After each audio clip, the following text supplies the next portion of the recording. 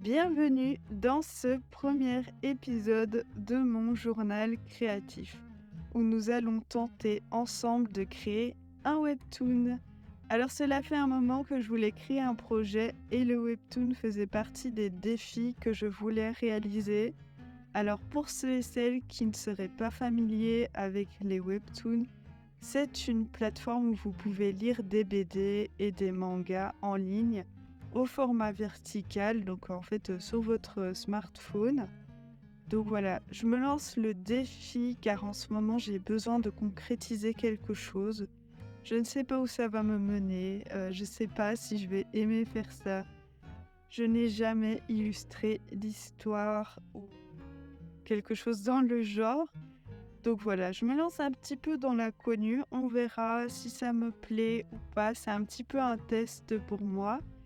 Mais voilà, je me lance, j'espère que vous allez aimer, ce genre de vidéo, j'espère que ça va donner quelque chose et voilà, on va essayer d'explorer un petit peu, la réalisation d'un webtoon ensemble.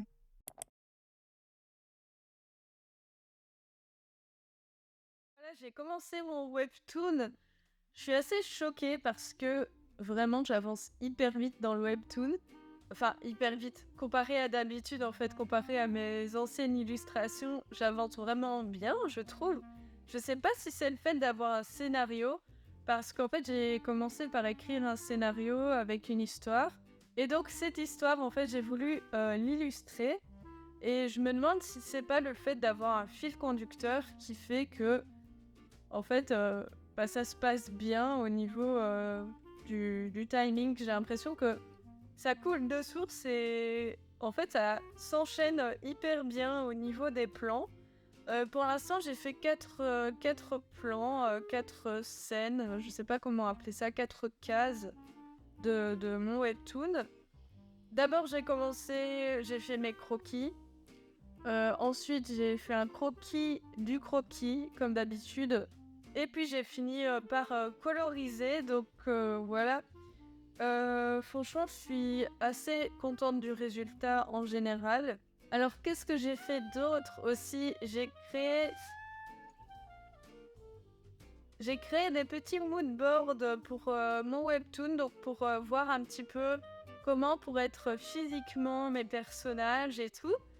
Je dois vous avouer que je l'ai pas utilisé. Donc, en tout cas pour mon personnage principal, je l'ai pas utilisé. Voilà, j'ai dessiné mon personnage principal. Ça m'est venu comme ça, il était dans ma tête et je pense que voilà, j'ai dessiné ce que j'avais dans ma tête et je me suis pas basée sur quelque chose. J'ai eu des doutes à propos de ce personnage principal, je dois l'avouer. Je le trouvais pas assez mémorable et puis finalement, je l'ai montré à certaines personnes pour avoir un retour. D'ailleurs, ça c'est un truc qu'il faut toujours faire, demander à certaines personnes ce qu'elles en pensent, etc. Et donc voilà, j'ai demandé un retour, on m'a dit que non, franchement, il était bien, que le perso était vraiment cool. On m'a dit non, faut vraiment continuer et tout.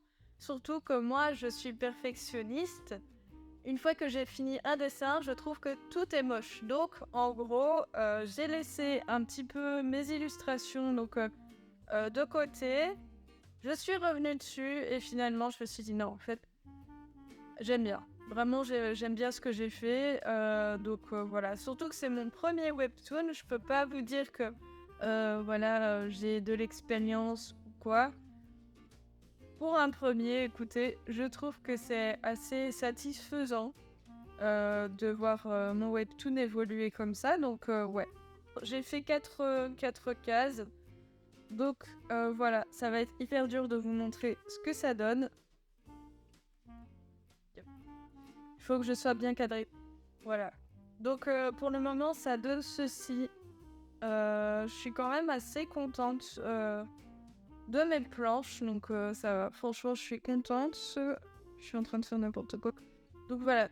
Franchement, je suis assez contente pour le moment du résultat. J'avance assez vite et mon but, en fait, ça va être de publier le premier chapitre avant de partir en Corée du Sud, si possible. si possible, parce qu'il me reste 100 jours avant de partir en Corée du Sud. Vu que j'ai jamais fait ça de ma vie, je sais pas combien de temps ça va me prendre pour faire un chapitre. Mais voilà, je pars dans 100 jours à peu près en Corée du Sud, donc le but ce serait de finir mon chapitre avant de partir en Corée du Sud. Du coup, voilà, c'est tout. On se retrouve un peu plus tard dans cette vidéo. D'aussi loin que je me souvienne, ma passion pour la lecture a toujours été présente, que ce soit pour les mangas, la bande dessinée, ou bien des romans. Chaque année de ma vie, il y avait un livre qui m'accompagnait. Et aujourd'hui, me plonger dans la création d'un webtoon semble vraiment être comme une suite naturelle. J'ai investi du temps dans les dessins d'illustration en général. Cependant, avec le temps, je me suis souvent retrouvée en train de me demander, au moment de commencer le travail, ce que j'allais bien pouvoir dessiner aujourd'hui. Comme si mes illustrations avaient besoin d'un sens, d'un objectif. C'était vraiment étrange, c'était comme une sensation de tourner en rond, de ne pas accomplir quelque chose de réellement significatif. Et puis une idée a pris forme dans mon esprit, l'idée d'illustrer une histoire, d'illustrer un webtoon. Et franchement, depuis que j'ai commencé à travailler sur ce webtoon, même si je ne suis qu'au début, je me lève chaque matin en sachant ce que j'ai à faire. Je ne reste plus devant ma feuille à me demander quel dessin aujourd'hui je vais réaliser. Chaque dessin que je fais a un sens et c'est vraiment dingue comme ça change tout. Place à un petit jour off que j'ai eu le plaisir de partager avec mon amie et collègue Sabrina, que vous connaissez très certainement. Passer du temps avec elle, c'est toujours du pur bonheur. Elle est aussi marrante que créative. Bref, on s'est accordé une petite journée off, loin des tablettes graphiques et des crayons de couleur. Une pause bien méritée.